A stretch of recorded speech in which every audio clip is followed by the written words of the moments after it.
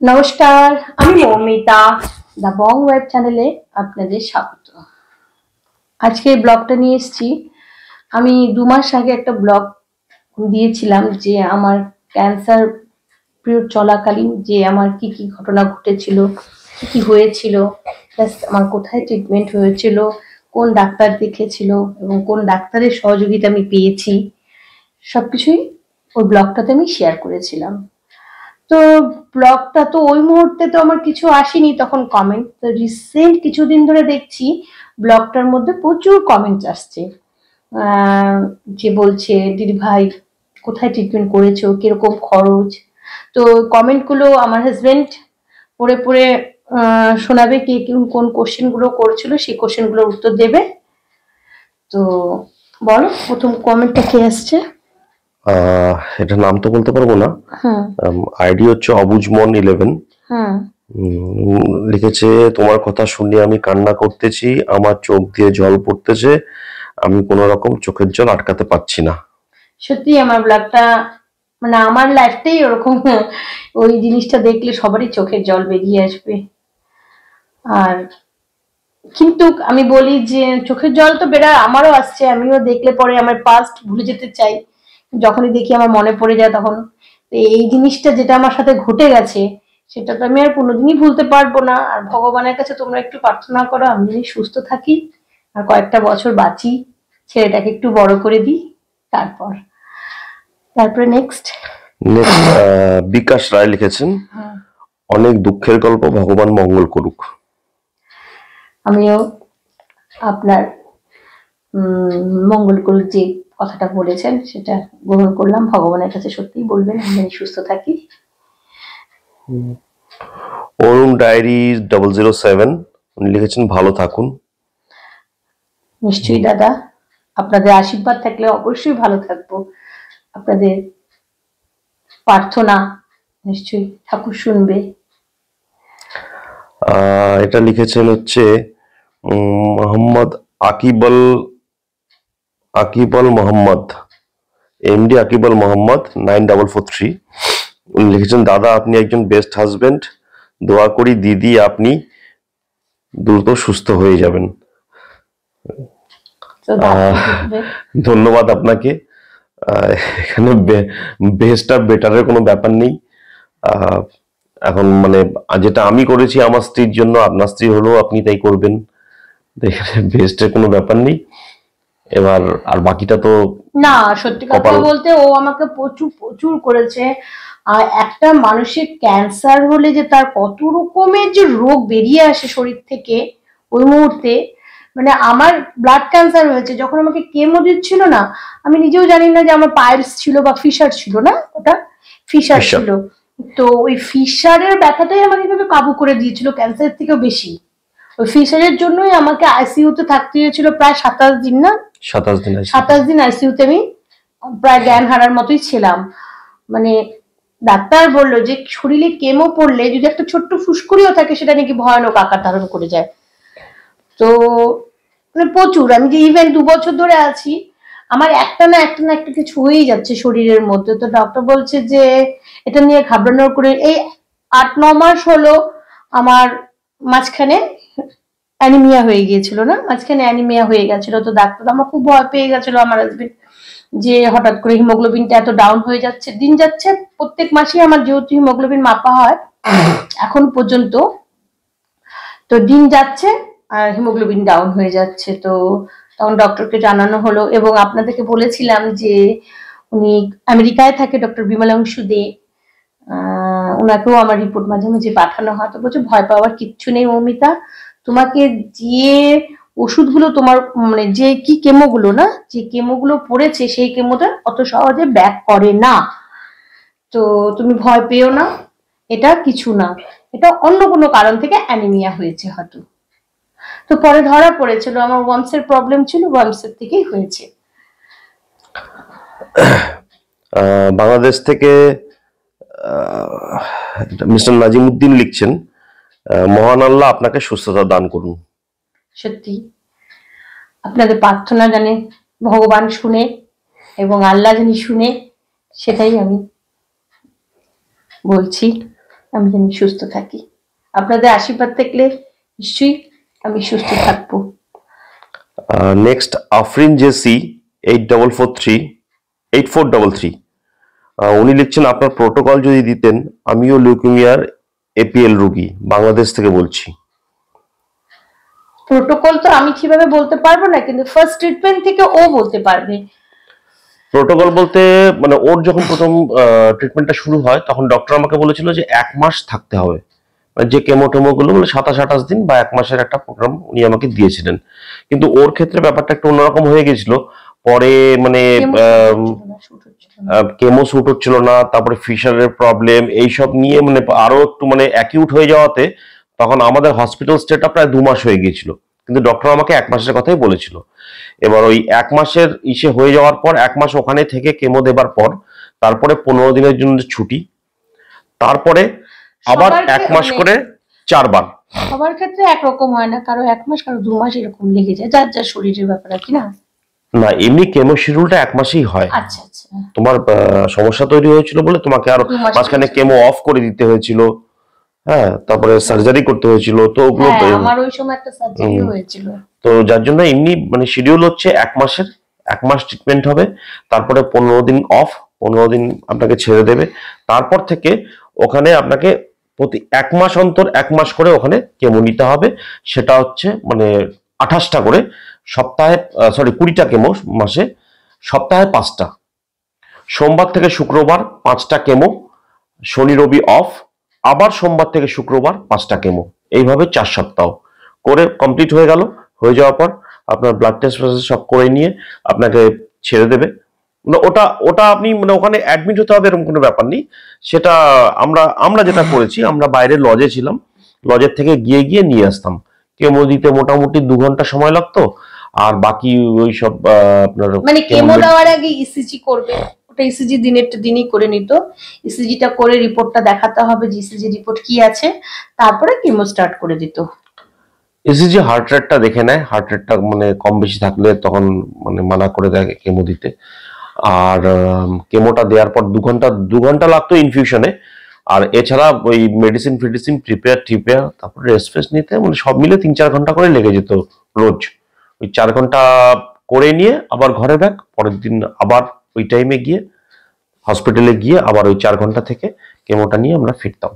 তাতে এইভাবে সপ্তাহে 5 দিন করে 4 সপ্তাহ হয়ে গেল, একটা সাইকেল কমপ্লিট হয়ে যাওয়ার পর আবার ছুটি, আবার 1 মাসের ছুটি, এবার 1 মাসের পর আবার 1 মাস পরে গিয়ে আবার সেম সাইকেল, আবার 1 মাসের ছুটি, এভাবে মোট 4টে সাইকেল, মানে যেটাকে ওরা বলছে কনসলিডেশন পিরিয়ড। মানে প্রথমটা গেল ট্রিটমেন্ট, এই যে 4 সপ্তাহ 6 সপ্তাহ করে কেমোটা হচ্ছে কনসলিডেশন, আর তারপরে যে চেক আপে থাকতে হবে, আর 3 বছর, ওকে 3 বছর দিয়েছে চেক আপ, এটা হচ্ছে রেমিশন পিরিয়ড।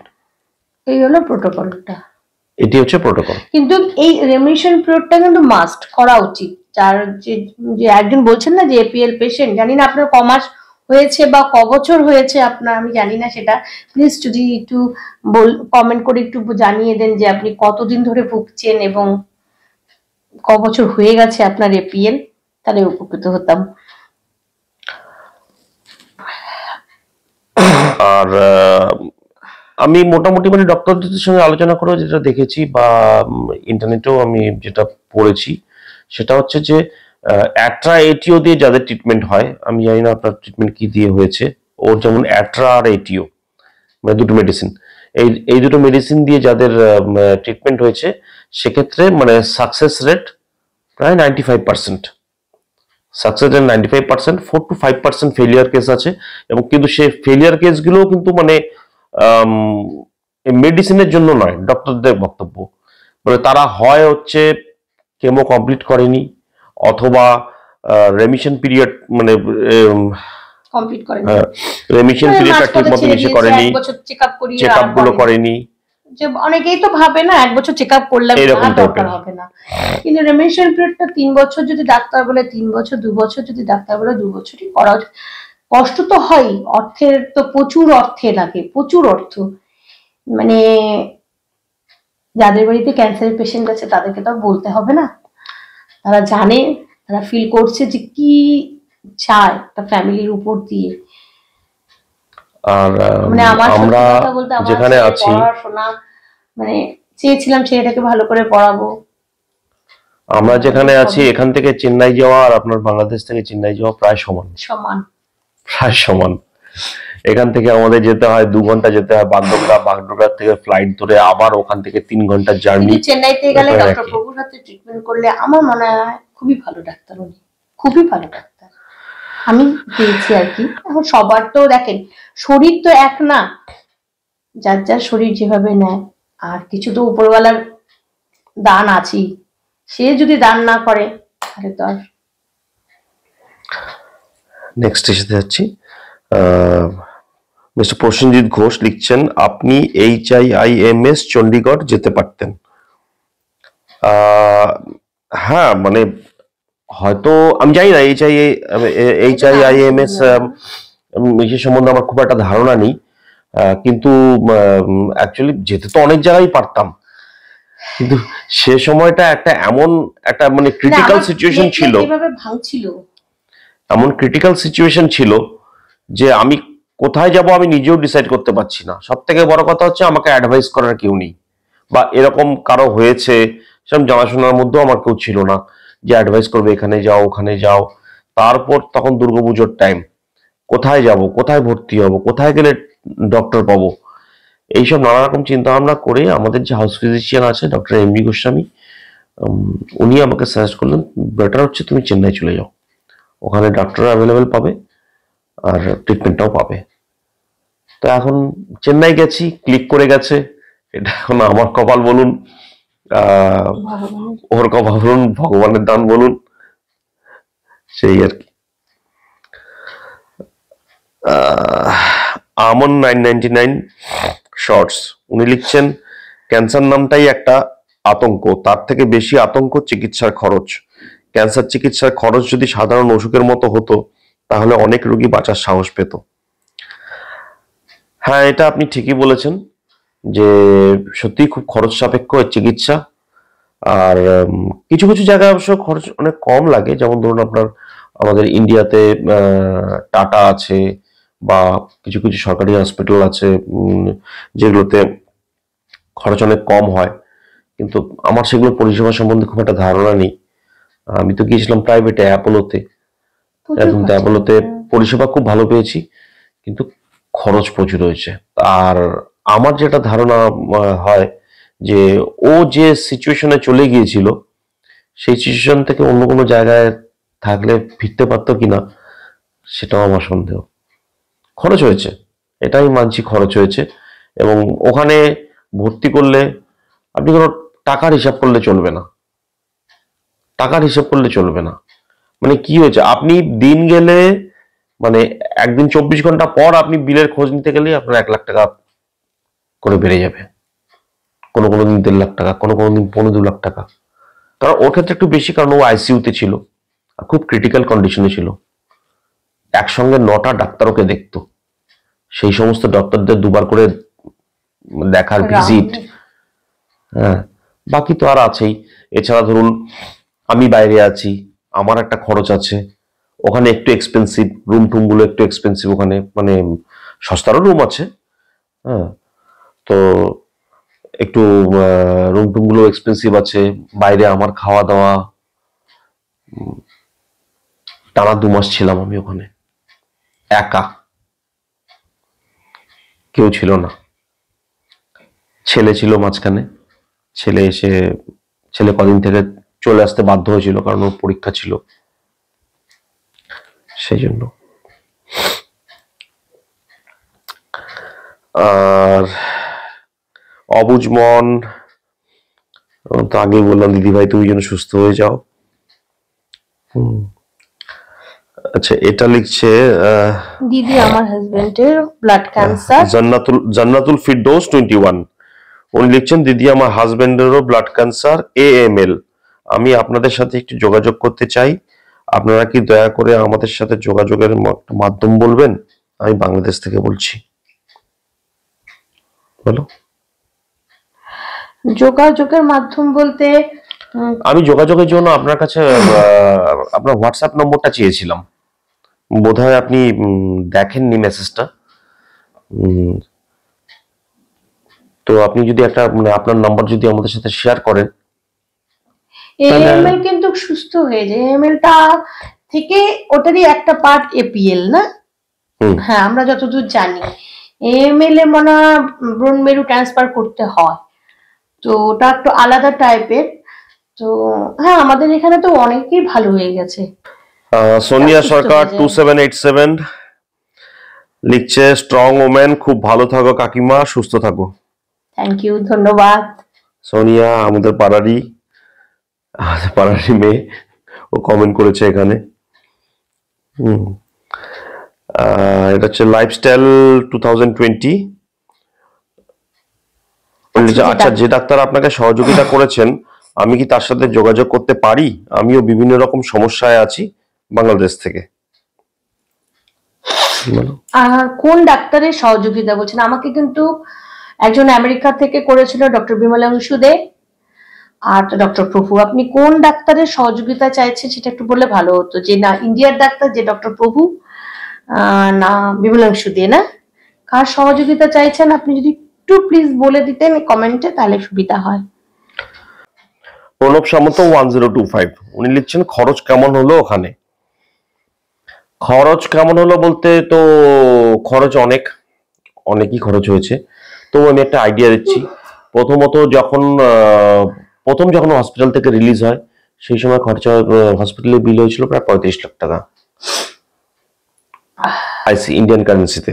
কোথা থেকে বলছেন জানি না ঠিক, তো ইন্ডিয়ান কারেন্সিতে প্রায় 35 লক্ষ টাকা বিল হয়েছিল। তবে ওর ক্ষেত্রে কেসটা একটু আলাদা, কারণ ওকে তো অনেক মানে কমপ্লিকেশন তৈরি হয়েছিল, যার জন্য আইসিইউ শিফট করতে হয়েছিল, সেই জন্য একটু বেশি হয়েছে। আদারওয়াইজ প্রথমে যখন ডক্টরের সঙ্গে কথা হয়, ডক্টর তখন 1,10,000 টাকার মতন আমাকে আইডিয়া দিয়েছিলেন। প্রথম যে 1 মাসের ট্রিটমেন্টটা সেটা বলেছেন 10 লাখের মতন ধরে চলুন, এরকম বলছিল। এরপর যে আপনাকে আবার 4 বার যেতে হবে কনসালটেশনের পিরিয়ডের জন্য, এত আপনার 1 মাস করে ওখানে থাকতে হবে। আর তখন সে খরচাটা আপনার নিজের উপরে, আপনি কিরকম ঘরে থাকবেন, কিরকম খাবেন, হোটেলে খাবেন না রান্না করে খাবেন, নিজের উপরে। তাছাড়া ট্রেন ভাড়া, প্লেন ভাড়া, যে যেটায় যাচ্ছে আসছে সেটা একটা ব্যাপার আছে। আর আমাকে জিজ্ঞাসা করেছে সবাই, আরো অনেকে জিজ্ঞাসা করেছে যে কিরকম খরচ পড়লো। তো আমাদের এখনো পর্যন্ত বলতেও কেমন লাগে, প্রায় 1 কোটির কাছাকাছি খরচা হয়ে গেছে ইন্ডিয়ান কারেন্সিতে। বুঝতেই পারছেন মধ্যবিত্ত ফ্যামিলিতে এতগুলো টাকা, মানে চতুর্দিকে এখনো ঋণ ধারের তলায় আছি, এখনো কিছু টাকা শোধ করতে পারি। কিছু বেঁচে নেই, যা সেভিংস ছিল, যা এলআইসি, যা গয়নাগাটি যা ছিল সব বিক্রি করে দিয়েছি। এখনো কিছু ঋণ আছে, চেষ্টা করছি যাতে মিটিয়ে দিতে পারি। এই বাস। এরপরে বলছে রঞ্জিত বাগদি 4347, কাকিমা ভালো থাকবেন। ঠিক আছে। তারপর হচ্ছে সোমা চক্রবর্তী 7600, একটা কথা জিজ্ঞাসা করি, কিছু মনে করবেন না তো? টোটাল কত টাকা খরচা হলো? এই তো বললাম মাত্রই বললাম। প্রচুর প্রচুর টাকা খরচা হয়ে গেছে।